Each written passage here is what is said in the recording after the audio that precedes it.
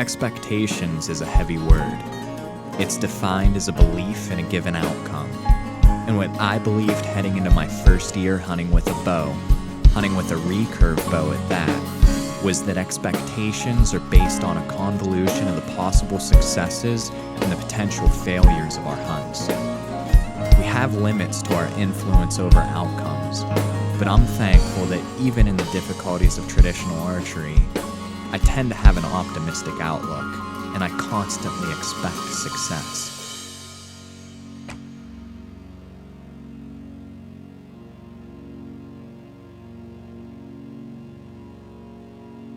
Family keeps us going. The memories we create propel us through our lives and keep us grounded. My 3-year-old son's enthusiasm for learning and growth will always remain a highlight as I look back. 2014 was especially unique as I handed down the tradition. His first real bow, his first experience on a hunt, and as a father, I couldn't ask for more. We set out to accomplish so much for ourselves this year through our mule deer hunt in South Dakota and my obsession with Big Ugly. What we discovered was a newfound definition of success.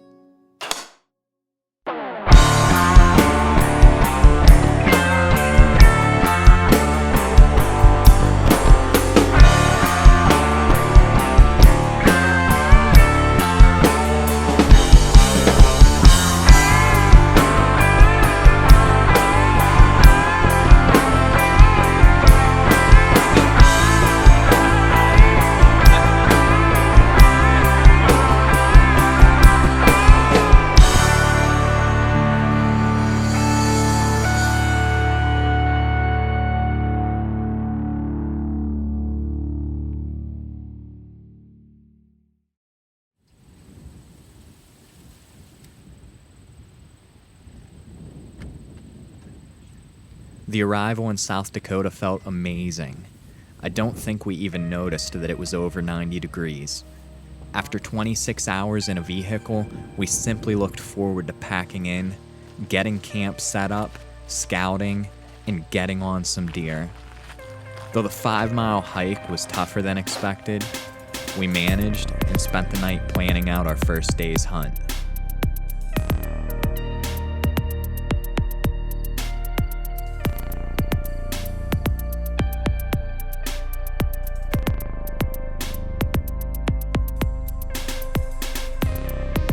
The majority of our first morning was spent spotting, and after putting on a few more miles getting deeper into the territory, we were on our first mule deer.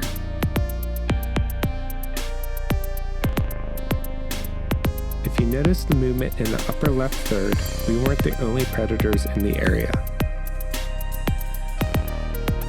It was disheartening, but we continued our planning and pressed on, and one day became 2.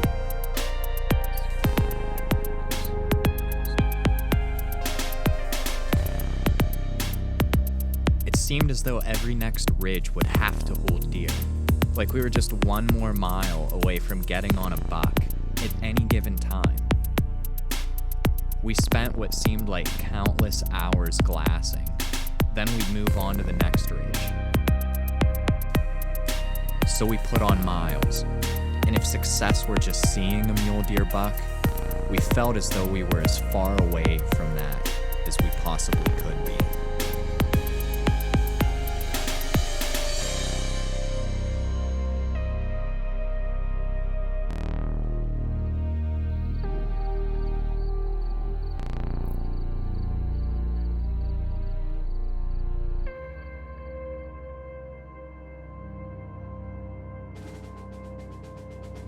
The reality of 100% rain and 100% thunderstorms over the next 2 days sunk in as unhuntable with the gear we had.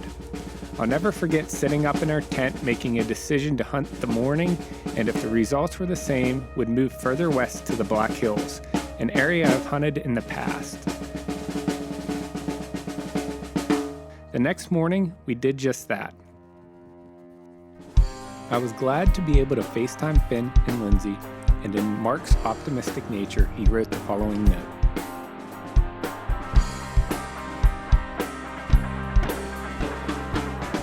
Making decisions is a huge part of life, especially when hunting. No decision's positive or negative reciprocation can be known until you can look back and view what followed.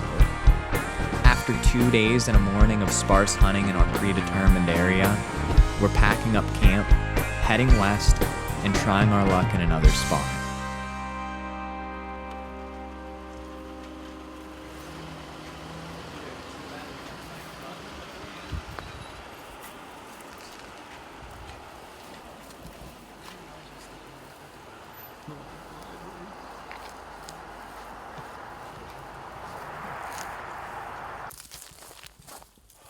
It's so good to be back here. Just because this is where Dad and I came, you know?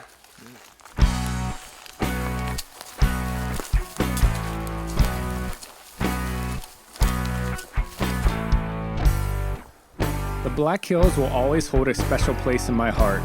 My first mule deer hunt with family and friends, and after a short mile hike and some glassing, we counted 11 different mule deer.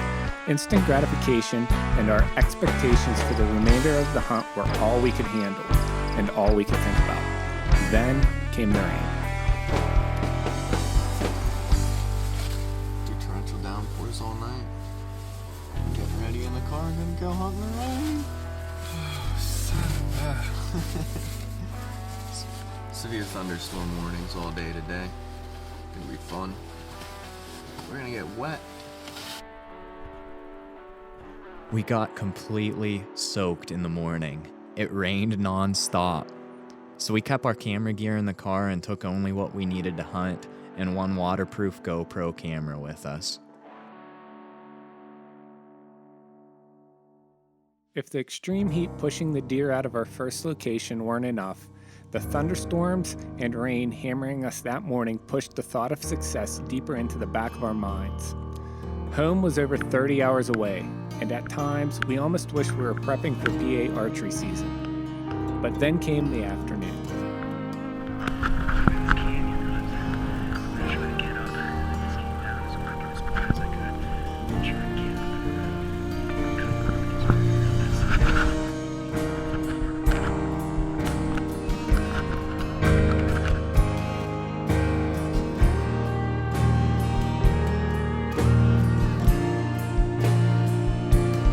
Sometimes we think skill puts us into position for success. Other times we believe it's luck. This time, I fully know it was divine intervention. With the way that our hunt had gone to that point, it's almost like we needed a positive note. As we were heading out, we noticed 2 mule deer doe working the backside of a ridge towards us. They disappeared angling our way, so we stalked into position where we thought they would reappear. And as our luck would have it, that's the very moment that our camera's battery died.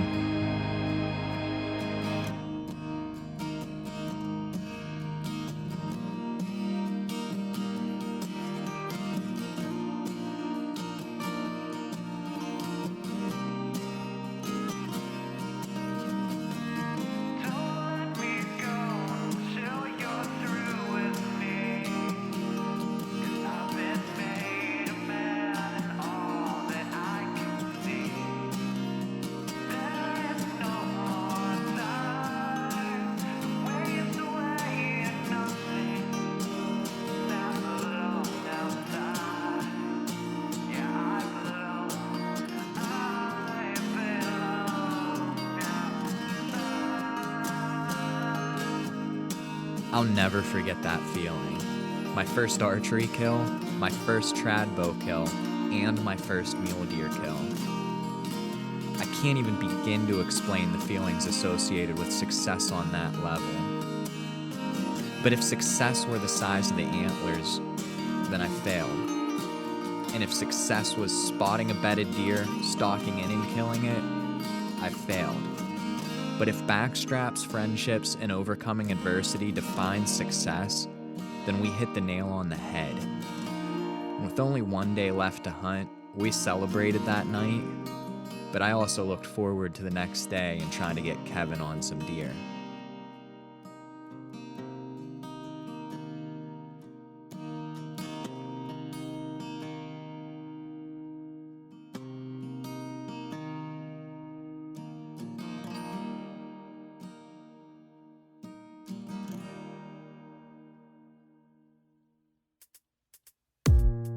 Interestingly enough, my dad, sitting in Pennsylvania looking at a topo, called with a lead on where to go. Following his advice, and much to our surprise, we were back in the bucks almost instantly.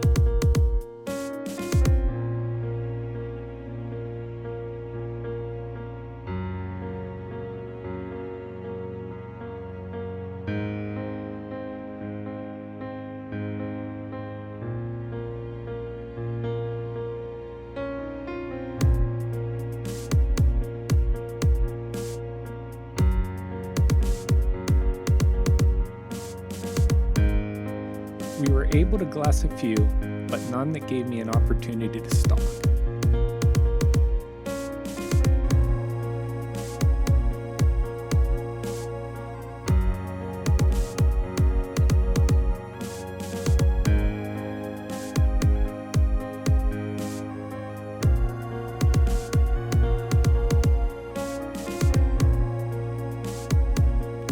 We pressed on, getting as high in elevation as we could.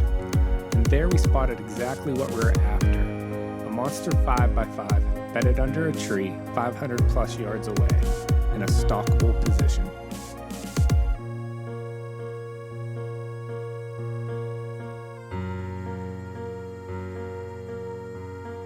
I glassed him for 45 minutes, devising my plan on a long stalk. On the last day of our hunt, this was the exact opportunity I was looking for.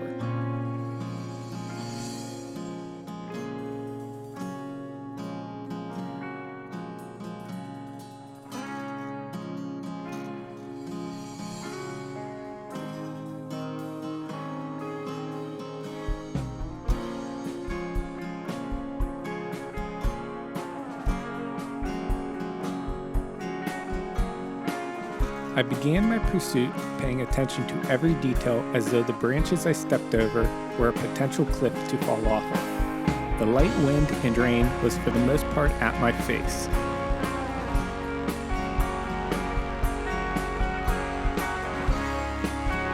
I was held up by a small group of Kel elk, but they moved on, and so did I. The entire duration of the stalk, the buck was out of sight, so I went on faith. At 100 yards, I nocked an arrow. I was ready for the encounter. Each step had to be perfect. The wind swirled. I heard him move away.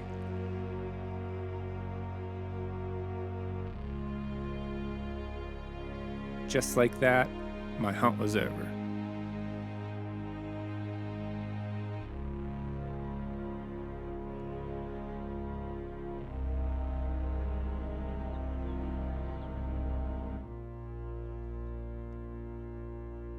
To say we learned a lot from our experiences in South Dakota would be an understatement. And even though we went home with only one deer, the trip was nothing short of success. With South Dakota in the rearview mirror, we headed to Pennsylvania for the start of my first archery season in our home state and Kevin's quest for Big Ugly.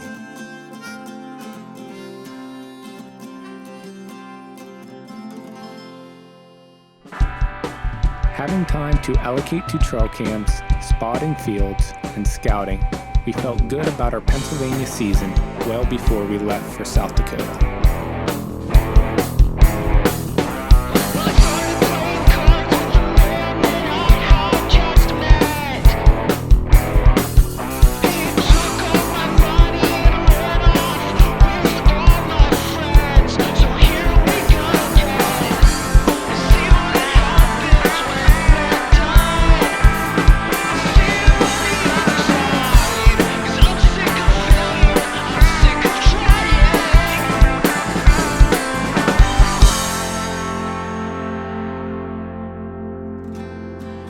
In summer, there's even time for pizza.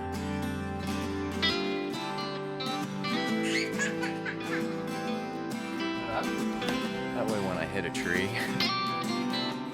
We shoot together as much as possible, looking forward to the moment when preparation and opportunity meet.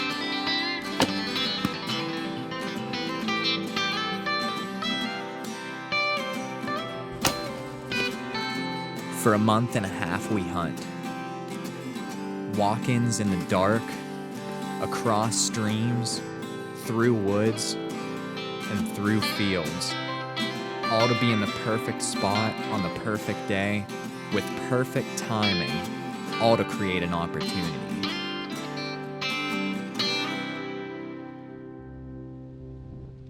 In the first week of archery season, I managed to drop an arrow spooking a buck. I misjudged the distance on a second, shooting right under him. But my best opportunity came at a field edge. It was early in the season, windy, and a young 6-point worked his way towards me. At 25 yards, I made the decision to take my shot.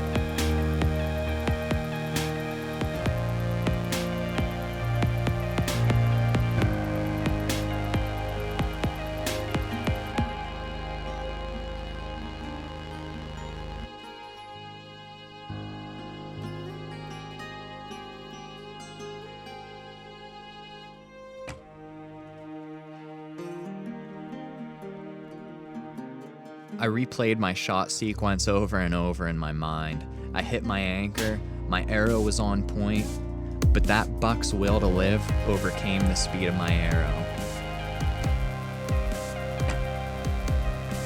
One thing that I'm definitely learning about this stick bow is it's a lot different than putting a pin on a front shoulder and squeezing off, or putting the crosshairs on the front shoulder and squeezing off. It has to be a part of you. That's part of the fun, man. I've missed 3 deer first week archery season already, and I wouldn't change it for anything. Having a blast with this recurve bow, and I've got a feeling that I'm going to be hunting this way for a long time, so plenty of season left. We'll see how it goes.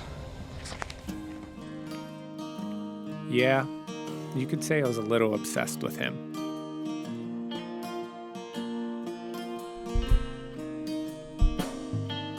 So it's last week of archery here in Pennsylvania.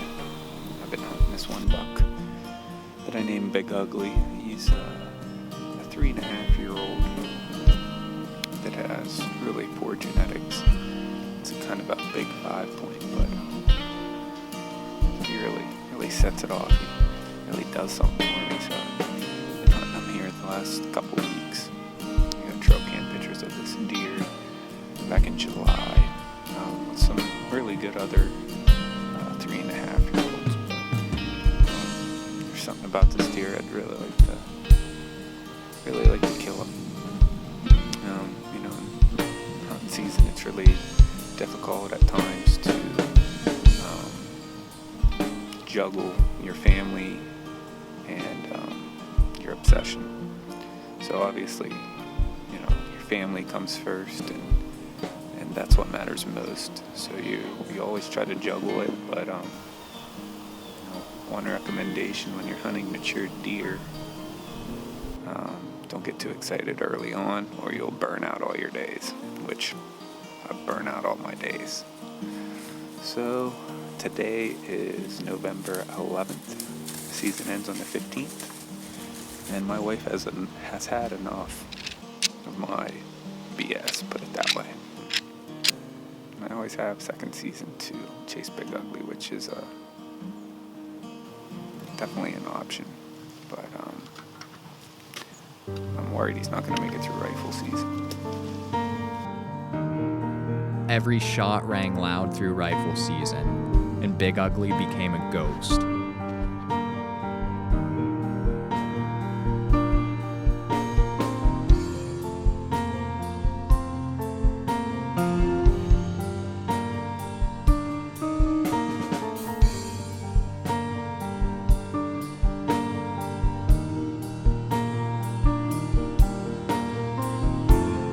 He heard rumors that a neighbor had missed a deer matching his description, so he kept his head up and pushed on through second season.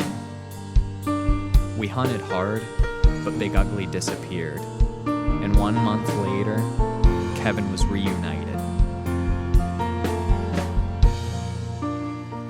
I was saddened that my name wasn't printed on the tag. Yet in the moment, I felt relief to be able to put bookends on my season. As I look back through 2014, I think most people would point out our failures. I missed my chances to kill a buck, and Kevin didn't tag Big Ugly. So in an industry that pushes points, score, and trophies as the standard measuring tool, most people would reminisce on the failures. But we headed into our hunt with different expectations. Sometimes we think about what success means to us.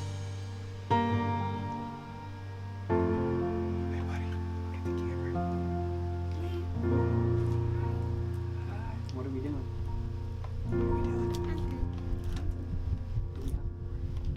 See some big bucks. See some big bucks. That's right.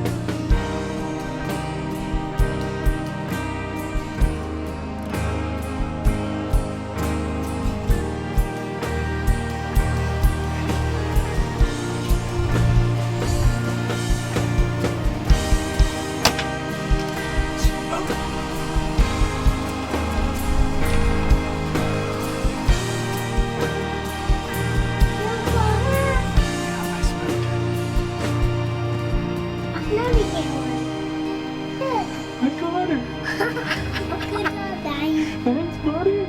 She just went down right there. Daddy Hunter, Hunter.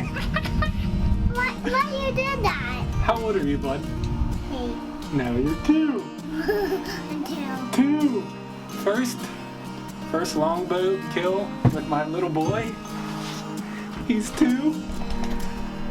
Believe it or not, we watched that deer for about an hour. And I just made the longest shot of my life with my longbow. 35 yards. I'm stoked. Shooting that doe with my little boy with me means more to me than any buck in the world. I'm pumped, buddy.